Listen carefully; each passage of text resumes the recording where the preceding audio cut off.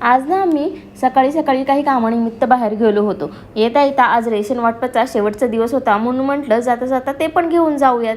तिथेही खूप गर्दी होती, पण थोडं थांबून घेऊनच आलो.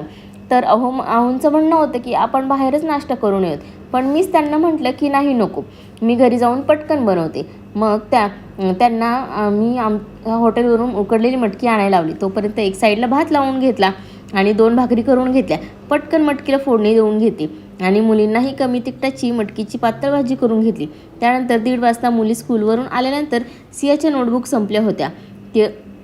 तिने त्या मला येताना आणायला सांगितल्या होत्या, तर मी येता येता घेऊनही आले होते. आणि मुलींना जर कुठली गोष्ट द्यायची असेल ना, तर ते आमचं नेहमीच असं डोळे झाकून द्यायचं असं ठरलेलंच असतं.